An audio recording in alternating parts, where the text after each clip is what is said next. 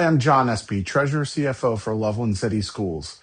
Welcome to this edition of Loveland Finance Friday.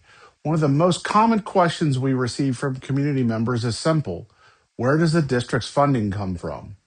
We appreciate those questions because transparency starts with understanding.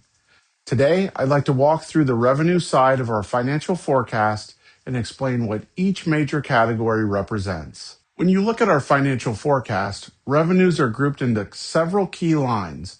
Each one represents a different source of funding that supports our students and schools. Let's break them down. The largest source of revenue for Loveland City Schools, about 60%, comes from general property tax. This is local property tax revenue.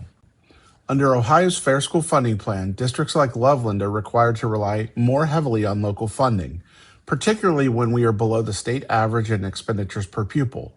In short, local taxpayers make up the majority of our funding support. About 3% of our revenue comes from public utility personal property taxes. This applies to certain businesses, primarily electric, natural gas, and pipeline companies that pay taxes on equipment and materials they own. This revenue source has been gradually phased out over time and is expected to continue decreasing. The next largest category, about 22%, is unrestricted grants and aid. This is state funding that the Board of Education can use to support general district operations.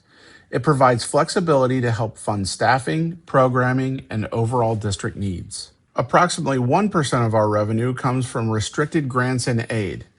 These are state funds designated for specific programs such as gifted education, support for economically disadvantaged students, career technical education, student wellness initiatives, and other targeted services. These dollars must be used only for their designated purposes. About 7% of our revenue falls under state share local property taxes.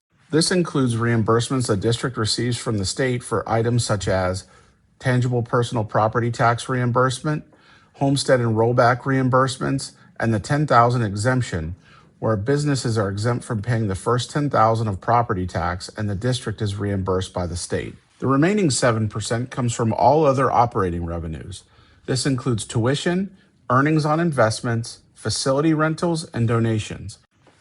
These revenues help support district operations and programming, and we are proud of our relationships with our community partners and their generous giving that has helped us to increase these funds. When you step back and look at the full picture, you can see that Loveland City Schools is primarily funded by our local community, with additional support from the state and other sources. We know that understanding where funding comes from is just as important as understanding how it's spent.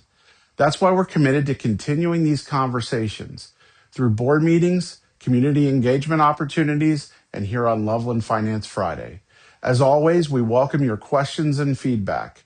Transparency isn't just about sharing numbers, it's about listening and keeping our community informed every step of the way. Thanks for watching, and we'll see you next time.